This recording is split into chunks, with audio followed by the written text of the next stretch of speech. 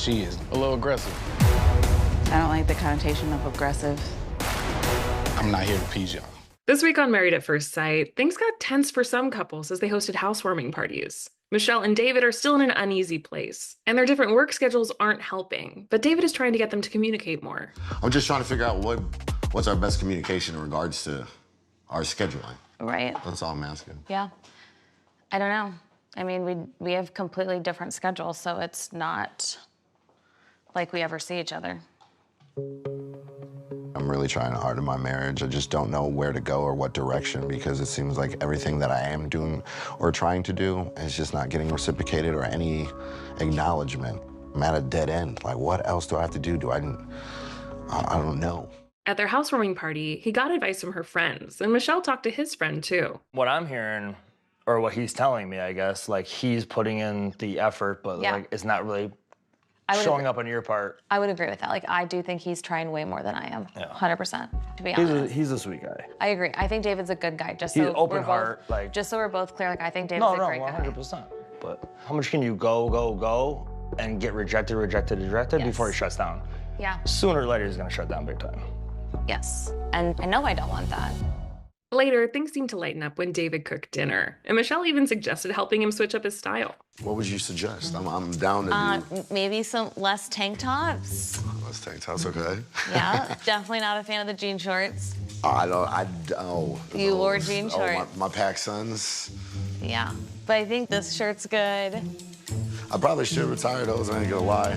We're gonna level you right up, you know? Hey. Might spark the connection, you never know. Better watch yourself. What you wish for? At Carla and Juan's housewarming party, her friend suggested that he compliment her more. She did mention to me that you don't really compliment her. Like, sometimes she doesn't really feel like you're really like in it 100%. Yeah. So more of like affection, I think, each day, and just focusing your attention to her is gonna be like the biggest game changer. Yeah. That night, they talked about love languages, and it seems like they speak different ones. Did you feel most loved when your girlfriend came home and there was lunch on the table? Did you feel most loved when she hugged you? Like, so I feel most loved by actions. Things like doing, like I'm not really like big on like, oh, I'm gonna hold hands with this person and be all lovey-dovey and kissing and love, oh, love, babe, this. I'm not big on that kind of stuff. I do, and I actually love cuddles and kisses. I love and I cuddle and kiss my friends all the time, and especially when I'm in a romantic relationship, I do enjoy cuddles and kisses. Thomas and Camille had a barbecue with their friends and family, and they talked about how Thomas isn't Camille's typical type. He's lighter skinned than anyone you've ever dated. Yeah, lighter skin, technically, if we're just going physical, and then even personality-wise, kind of like, I don't know, I kind of go for those just loud, showboaty kind of guys, so. But that never worked, right? She also brought up an example of one of their cultural differences. He told me about a bar, I think, that you guys frequent or, you know, he's been to before, where it's just, you know, it's kind of known to have, like, racial incidences or, you know, comments being made and things like that. I feel like there was a little disconnect with that. And I think, like, that's what I want to help him kind of tap into, because it sounds like that's probably a way that I differ from some of his exes as well. Yeah, I agree. I agree. I truly feel like you're gonna challenge him a bit in life and in the relationship, and that's good for him, because if no one pushes him, I feel like my brother will be stagnant. Back at the apartment, they debriefed on all the talk, and Thomas said something that surprised Camille. I would assume that maybe you dated more light-skinned dudes, but that was not the case. Yeah. Why? I don't know.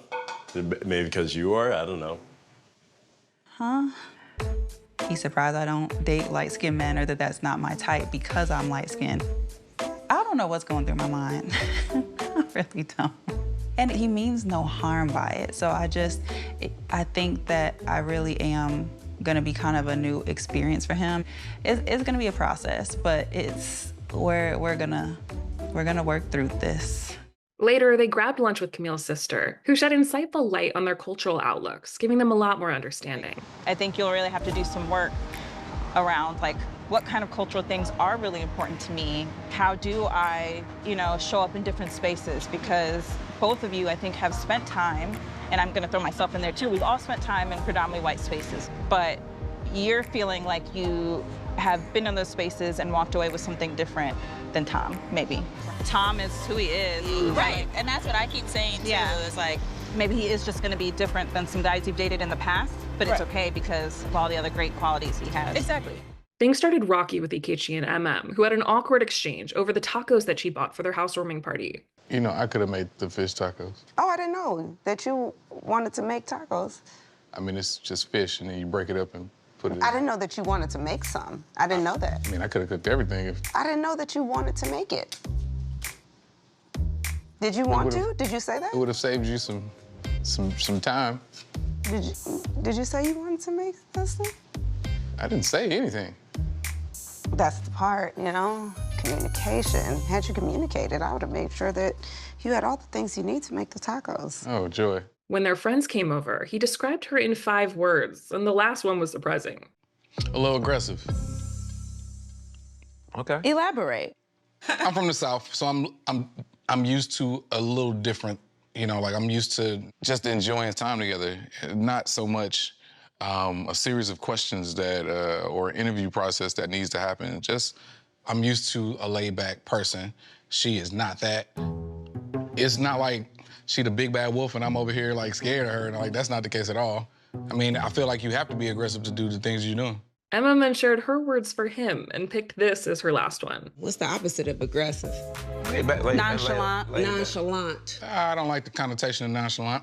I don't like the connotation of aggressive. It ain't about you. Hey, ask me.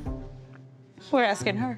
I feel like being called aggressive is a great misrepresentation of who I am, especially the way that I enter into this marriage specifically. I did a lot of self-work on my vulnerability. I've never been considered aggressive, so I am very shocked to hear something like that. Ikechi continued to butt heads with Emem's cousin, who challenged if he was actually invested, and Emem's friend got that same vibe. I'm hearing, like, I'm here, I signed up for this, but how, I don't really know. That's not what I said. I'm telling you it's happening. Take it the way you take it.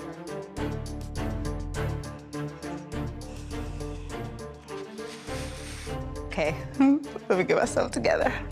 I think that Ike has a lot of excuses for time as a reason of not being able to get to know Emem better. It's honestly a red flag for me. I'm very concerned that he is going to, you know, let more weeks go by and say we still don't know each other. Meanwhile, Madison and Alan were in a good place. They bonded at the gym, and she threw him a surprise party for his birthday. Were you surprised? I had no idea. This was all planned, like, in advance, apparently. Yeah. Lovely wife. Yeah. Yeah, appreciate it. Of course. But when it was time for their flag football outing with the group, Alan was too hungover to go, and Madison was upset. I didn't force him to take all the tequila shots that he took, but he did it anyways, and it's not sexy to me. Like, it's not, you know? Right, Like, try to make me want to look you in a sexy way. Exactly. Like, I'm pissed, and I need to talk to him because I'm super frustrated. I think it's gonna be ugly.